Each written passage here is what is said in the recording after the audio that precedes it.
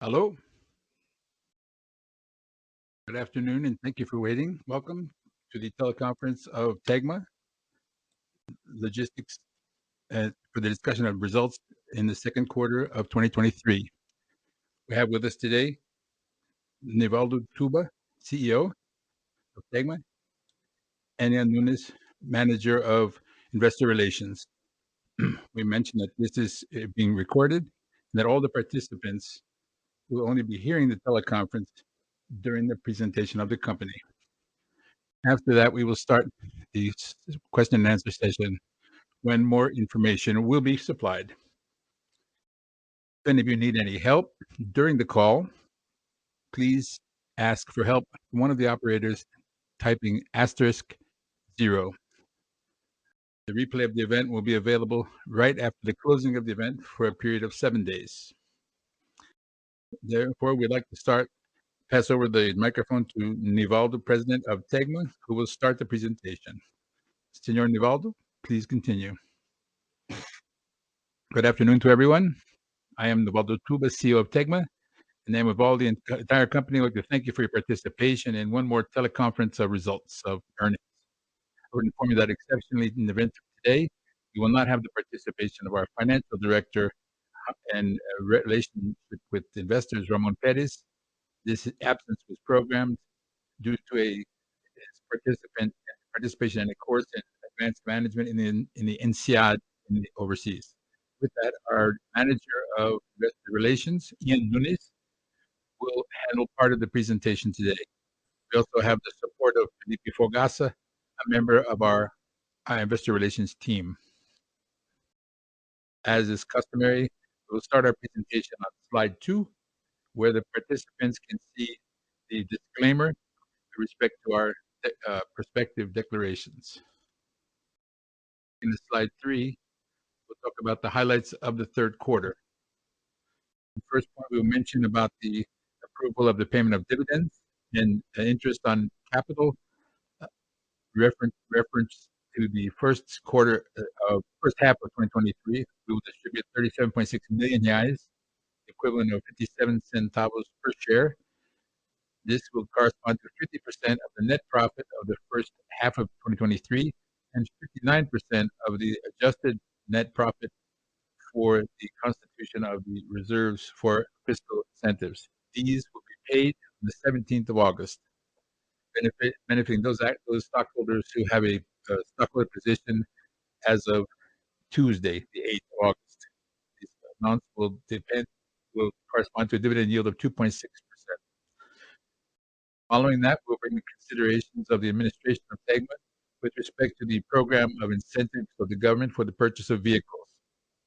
This started on the 7th of June and continued for 1 month until the 7th of July. The discounts on popular cars was for 2 to 8,000 reais, according to criteria of sustainability, economic sustainability, environmental sustainability, and the nationality of production.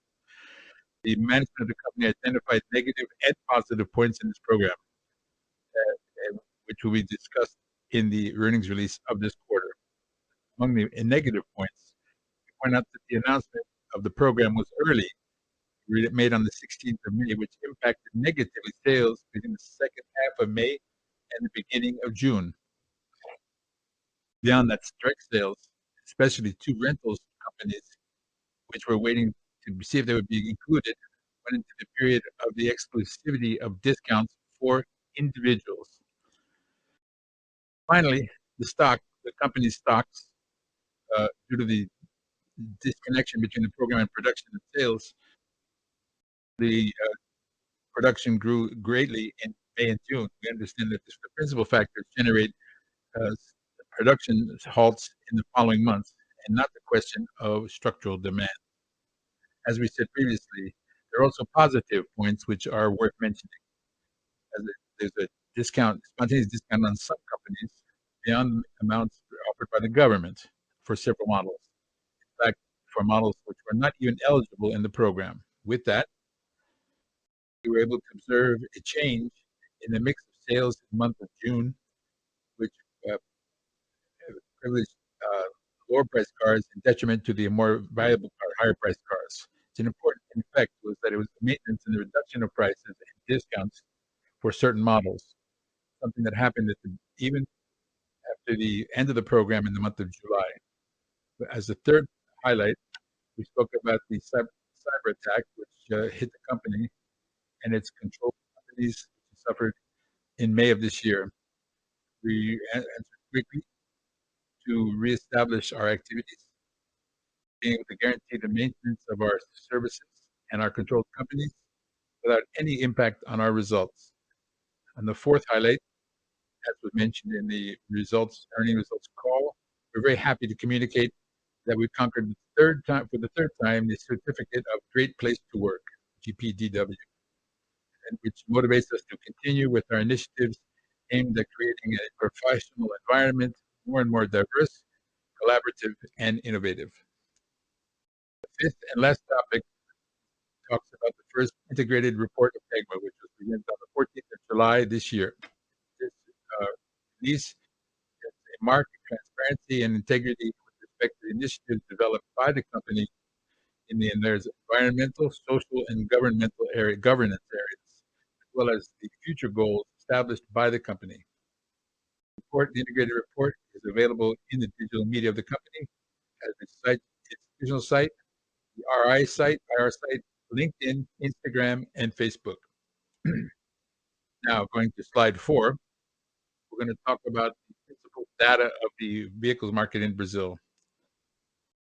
As you can see in the first graph, domestic sales in the second quarter of 23 were 4% above those compared on an annual basis. This is a reflection of the better availability of components such as semiconductors. It also following the discrete tendency for the improvement of the auto market in Brazil, which could be noted. As we also mentioned previously in the highlights, in the second quarter of 23, the federal government implemented the program of discounts for new cars up until 120,000 reais. This measure was very well accepted by consumers and by the industry. However, it is difficult to quantify the effects of the programs on the vehicle sales in the quarter. The production, on the other hand, grew by 3% in the second quarter of 23 in comparison on an annual basis, as we show in the graph below on the left. This growth explained by the same motives of the evolution of domestic sales in the period and is impacted also negatively by the fall in exports, which fell off 16% in the second quarter of 23. Looking at slide 5, we have the principal operational indicators of the automotive logistics division. The quantity of vehicles transported in the second quarter of 23 was 157,000 units, 14% above on a annual comparison, and our market share has recovered and reached the level of 26%. Recovery of this market share reflects the behavior of the principal clients of Tegma during this period, the performance of these clients. And finally, the distance for the trips was slightly lower than on a companion basis, mainly due to the maintenance of a recent tendency of an increase in the participation of domestic sales in the South and Southeast regions, which are where the biggest producers are located. The participation in these regions also represents 71% of all of the licensing in the country. After this, I'm going to pass it over to our manager of investor relations, Jan Nunes, who will talk about our results, our cash flow, and other indicators. After that, we will open up for questions and answers. Thank you very much for your attention, and have a good afternoon. Thank you, Navaldo. Good afternoon to everyone. I'd like to go to slide 6, we'll talk about the results of a lot of automotive logistics period. As you can see in the graph on the upper side, 24% of our net revenue comes from the second quarter of 23, which can explain principally to the increase of 14% in the quantity of vehicles transported in that quarter. Beyond this performance, there was also readjustments in prices, transport prices realized during 2022 and in 2023. We also like to highlight that good performance of Fastline, our unit of logistics for used vehicles, which continues to present an very positive revolution of revenue, as well as the logistics services of the division, which benefited by the increase in industry stocks. Below, we see the evolution of the EBIT and EBITDA in the second quarter of 23 in the annual comparison, accompanying the respective margins. A slight reduction in the margin EBITDA for 23 for the second quarter of 23 comes from commercial discounts to clients related to the disconnection of the pass-through of the price of diesel during the previous periods. Beyond that was also a realignment of the prices in the division to levels in line with current fuel prices. On slide 7, we present the results of the integrated logistics division. We can see that the net revenue in the division in the second quarter of 23 was reduced by 7% on the annual comparison. This reduction happened during the operation of chemicals due to the instability in the operational flows generated by the renewal of the fleet of silo trucks, tank trucks. This renewal happened in the quantity transported of chemical products. On the other hand, the operation of electrical products had a slight recovery in revenue, reflecting principally the recomposition of the prices which are practiced in that division. On the graphs below, we see that both in the EBIT margin as well as the EBITDA margin presented growth in the second quarter of 23 in comparison to the annual numbers, which was influenced by the result of the operation of electrical products in the period and the disciplined control of costs and expenses in the operation of chemicals. In spite of the fall in revenue, margins had maintained close to the average levels, historical levels of the division. On slide 8, we'll talk about the results, the consolidated results of Tegma. The net revenue was 367 million in the second quarter of 23, growth of 20% in comparison on annual comparison, reflecting the growth of the automotive logistics division in the period. We see that both the EBIT as well as the EBITDA present expansion in comparison, on annual comparison, a reflection of the growth of the revenue of the division of automotive logistics, bringing a better dilution of fixed costs, as well as discipline in the control of costs and expenses in both operations. The stability of the margins in the quarter, in spite of the growth of the automotive division, comes from the commercial discounts previously mentioned and the realignment of prices in the transport on the same day in that division. And finally, the net revenue of the second quarter was 39.9 million, 30% above on an annual comparison, and an expansion of 0.9% of the net margins.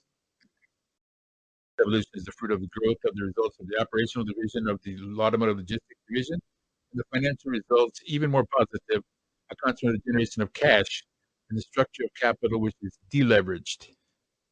We also worth mentioning that the financial results of the second quarter of 23 were positively impacted by the recognition of 2.4 million of revenue in financial revenue, resulting from the monetary correction of tax credits recognized in recent years. In the slide 9, we see on the graph on the left, the cash flow cycle was 41 days, which corresponds to 3 days less than in the cash cycle in the previous period, and greatly below that of June of 22. In relation to CapEx of the company, the total investment of 5.2 for the second quarter of 23 was 5.2 million, 1.4% of our net revenue, with no investment which is individually highlight individually. And finally, on the right, we see the free cash flow of the company, which was 33 million reais positive in the second quarter of 23. This generation of cash is a result of the operational behavior positive behavior, performance aligned with a cash cycle that's improved, and the compensation of 5.1 million in tax credits, which contributed positively to the operational cash flow. On slide 10, we present details of the capital structure of the company. In the first graph, we see the current cash situation, which is 237 million reais, greatly superior to the amortization of the debt coming in the coming years. It's worth mentioning that on the 17th of July, we did the liquidation of a loan of 40 million reais of principal and 3.1 million in interest, in line with our program of amortization shown in the first graph. The graph on the side, the cost of the debt has maintained at CDI plus 2.07 in June of 2023. Table below, we can see that our cash position in June of 23 was 146 million reais, below the position in March of 23. This reduction occurred, but even though we generated a great deal of cash at the time, due to the payment of dividends and interest on capital reference to the year of 2022, which totaled 39.6 million. Finally, on the right, our rating, which was reaffirmed by Fitch in April this year, has maintained at A local with stable perspectives. And at slide 11, we can see the evolution of our return on invested capital and also our net capital. In the gray line of 29.2, 1.8% percentage points above the first quarter, reflecting the positive evolution of the results of the company. The same is true for the ROE, return on net on equity, the orange line, which expanded in the second quarter of 23, also contemplating the good results of the joint venture GDL and the improvement of the financial results in that period. On the graph below, you can see the evolution of the EVA in the second quarter of 23, maintained a tendency of recovery, which can be observed since the middle of 22. This evolution is a reflection of the good operational performance of both divisions, the resilience of the car logistics margins, and the good results of Fastline, our operation of logistics for used vehicles.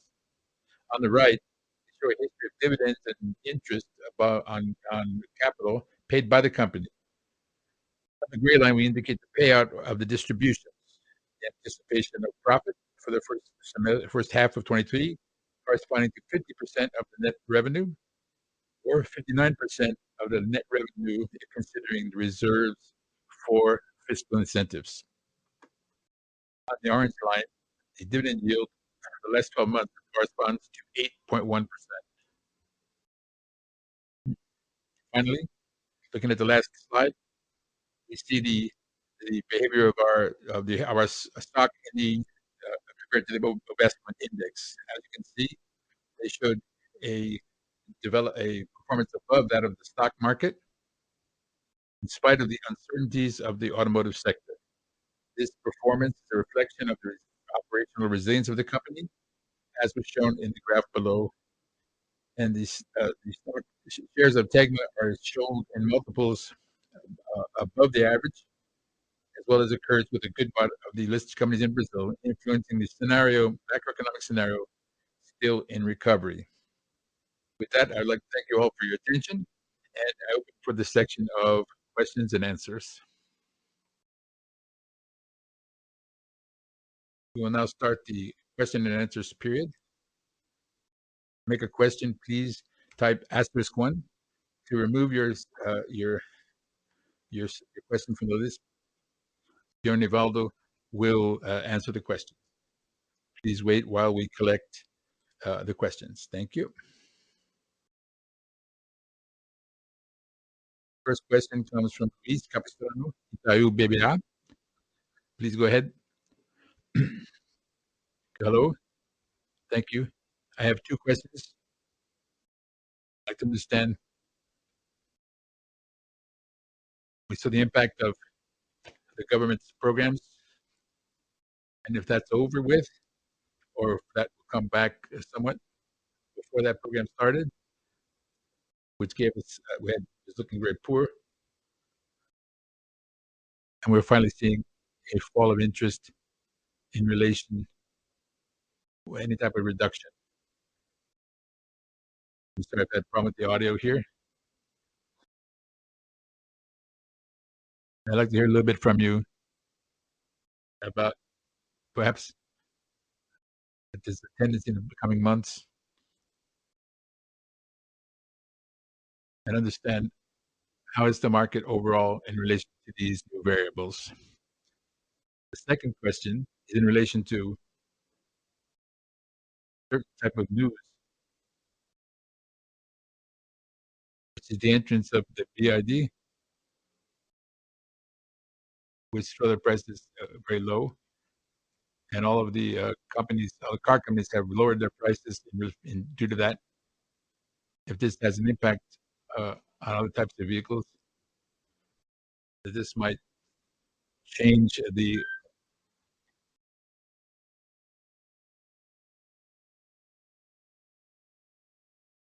Hi, Luis. Thank you for the questions. As far as the perspectives of the industry, the stocks are still maintaining themselves a little bit above in the factories, above the expected levels, in spite of the government program to accelerate sales, but it didn't really lure the slower stocks enough. On the other hand, we have several effects, such as the fall of interest rates, better conditions for financing, and principally, the biggest companies are still maintaining their discounts, which is leveraging the sales again. So we believe that the humor of the market is more positive than negative due to these sequences of months going forward. As far as the BID, Chinese arrived and they have a strategy, a market which is very strong, very, very aggressive. They have their sales underway, and we have participated directly in their process, whether through the receipt of parts and distribution through the GPL of Victoria, GDL in Victoria, or the reception of vehicles through via Tegma. So they're making noise in the market. This will affect the internal market. It's very little that it will change. They don't have hybrid cars. These are electric vehicles. These are exclusively electric vehicles, but they're making noise, and they want to. If we look at the sales of Great Wall and BYD of July, it was equivalent, a little bit above what large traditional brands such as or Porsche or BMW are selling here. So they're arriving, and their perspective is that they have a factory. So there's good perspectives for these both these companies. Interesting. Thank you very much. Thank you, Nivaldo. No problem.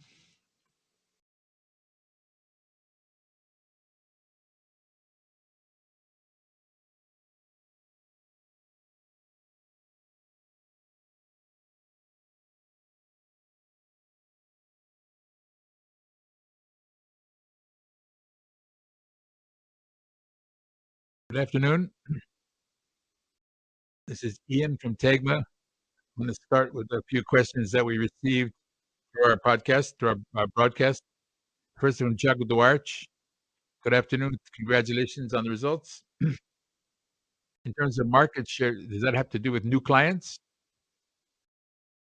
or is it just more sales of current clients? And he also asked the second question: the gains in revenue of GDL in your joint venture of storage in Espírito Santo, does that have to do with the BID? Duarte, thank you for your questions. No, the gain of market share is not new clients. There was an increase in the number of sales and a bigger concentration in those brands which are already traditional clients of ours. I can point out which is public, like such as GM. As far as BYD in the GDL effect, it's true. BYD is an old client of ours, not just in the automotive area, but also in other areas as well. And we receive practically all of their imports. BYD come in through Victoria's port and are nationalized in GDL and then are distributed through GDL. All the concentration of cars that are being imported by BYD are also coming in through Victoria's port and are being stored live in GDL. So BYD has cooperated for the increase of revenue of GDL. Your second question comes from Lucas Xavier. Congratulations on your results. I would like to know, after the end of the government program of incentives, the purchase of vehicles is seeing a fall in the transport of new vehicles. If you're seeing that, seeing a fall off in new vehicle transportation. Nivaldo?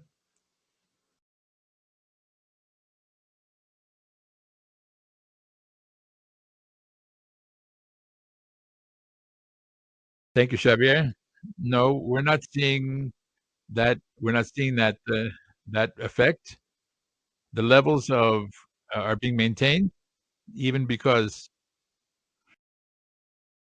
the cars are being sold. There's a delay in that, and in this, and it's also a relevant fact that many of the dealerships of all brands are still maintaining the level of discounts. So these are factors which are maintaining the level of volume up until the current moment.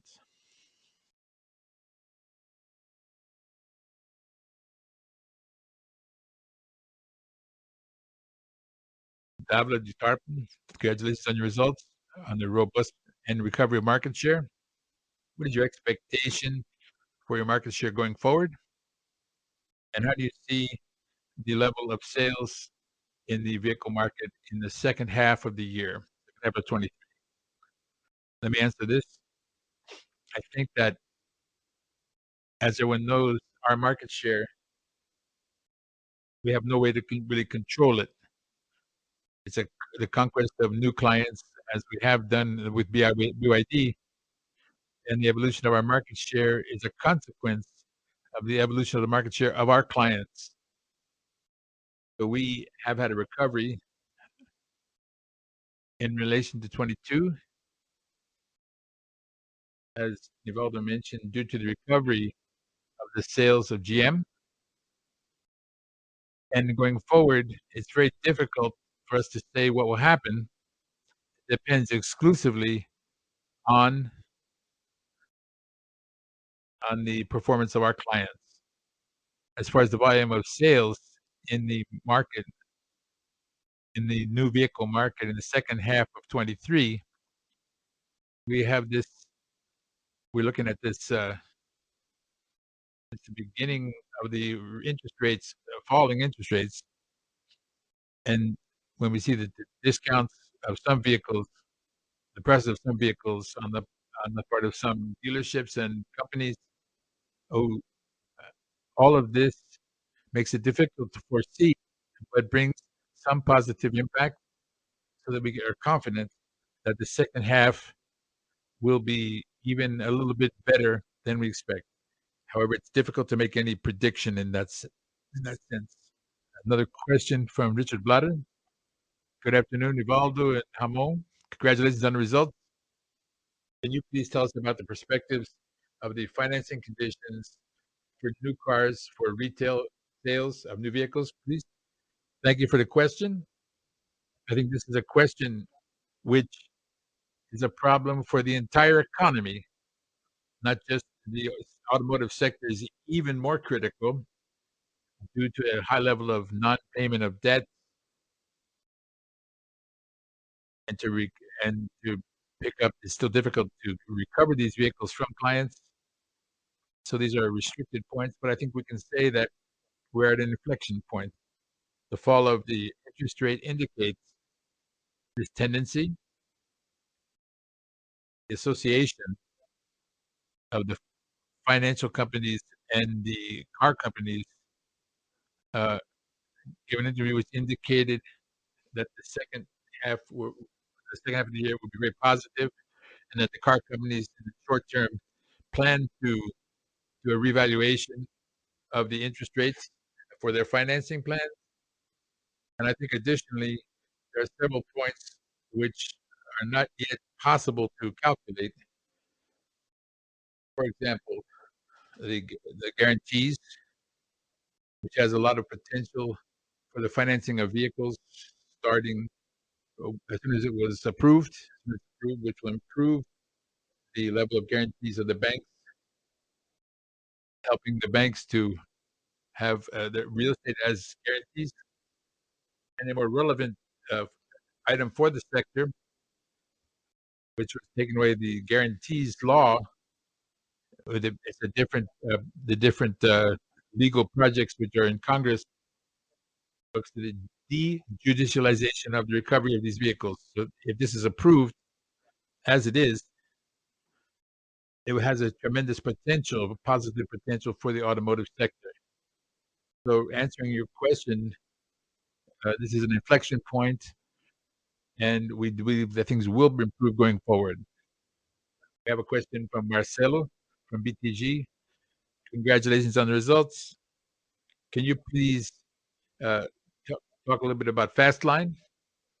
What are the difference in this operation between this operation and new cars? And how do you see this performing in the Fastline in the long term? How do you see its performance? Marcelo, thank you for your question. Fastline is the transportation of cars, used cars.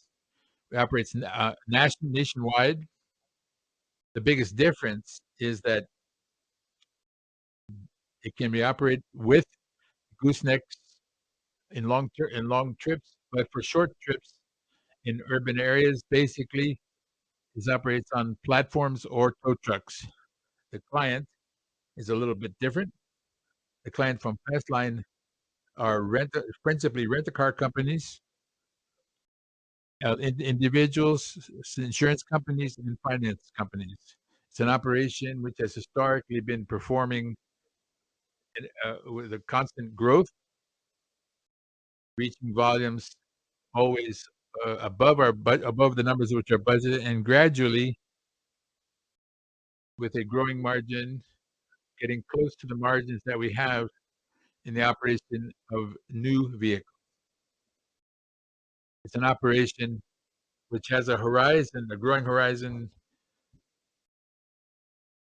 As an analogy, today Brazil has a move of sales 6 times bigger of used cars than in new cars. So you have a scenario of growth going forward. Thank you very much. Next question from Pedro. Nivaldo and Yang, Felipe, congratulations. I want to understand what we have to see in the incentives of the government in the operation of Fastline, and secondly, the market share, which has recovered its historical levels. Is this due to growth? What's the normalized growth rate?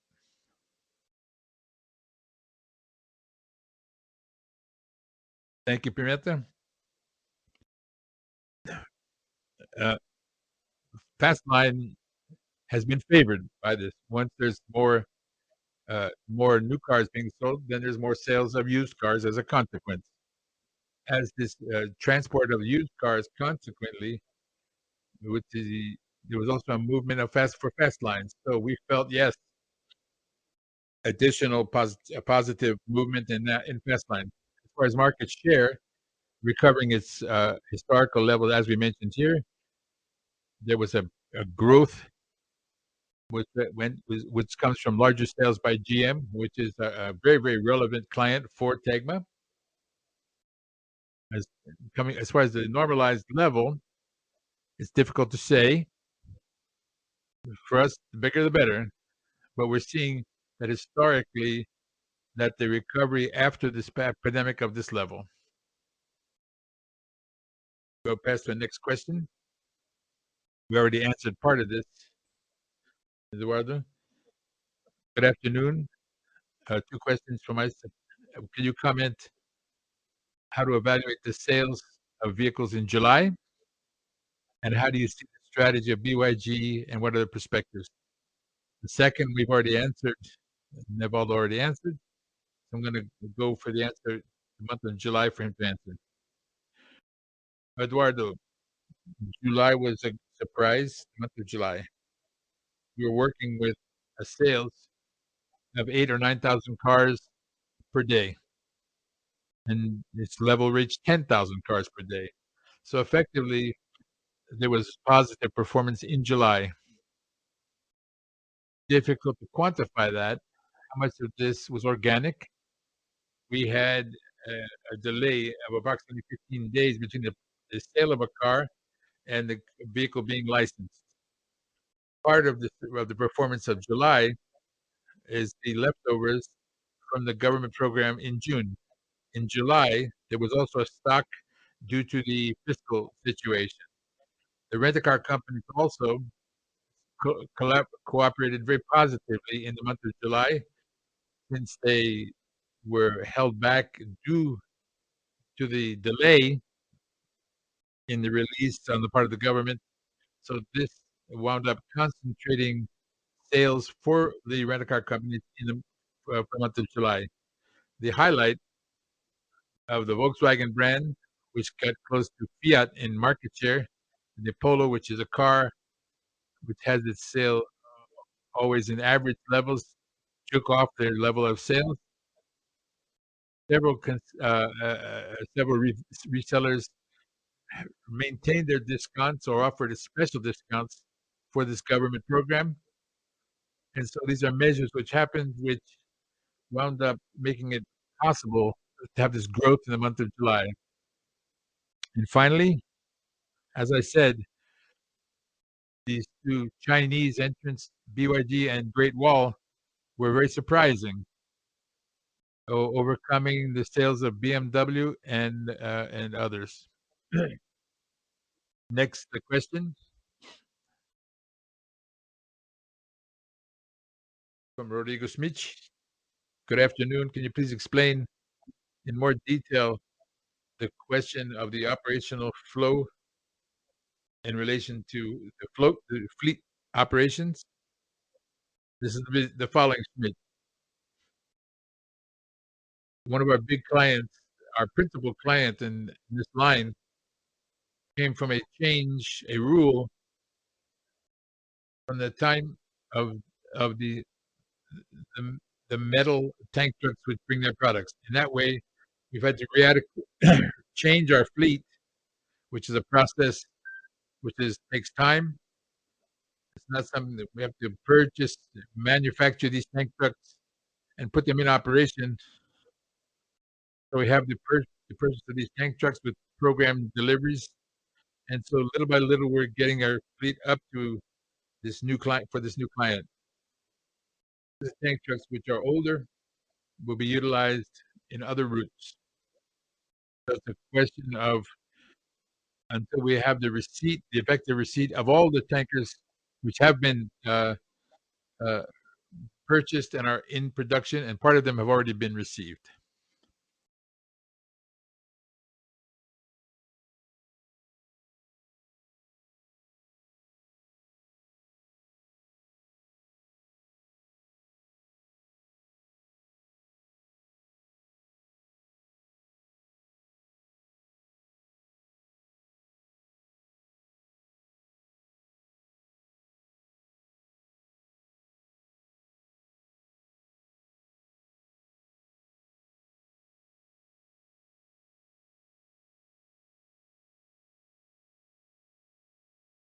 Ladies and gentlemen, remembering to make a question, all you have to do is type asterisk one. Please wait.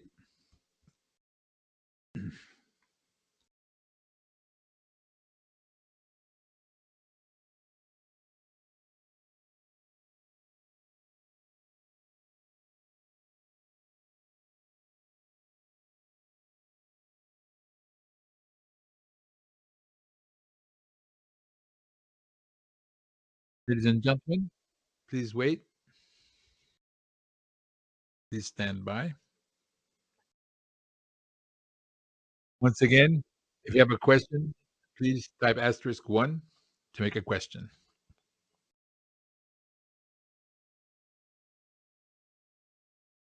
We now close this time of the period of questions and answers. I'd like to pass the microphone back to Senor Nivaldo for his final consideration. Nivaldo, please go ahead.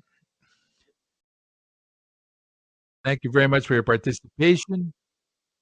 We ex- we hope to we have uh, made these reports in a satisfactory in the second quarter. We are starting the third quarter with strong. We are maintaining and optimizing the reports results reached in the first half of the year. Once again, thank you very much and have a wonderful weekend. The audio conference of Tegma is now finalized. We'd like to thank you for the participation of everyone. Have a good afternoon, and thank you for using Chorus Call.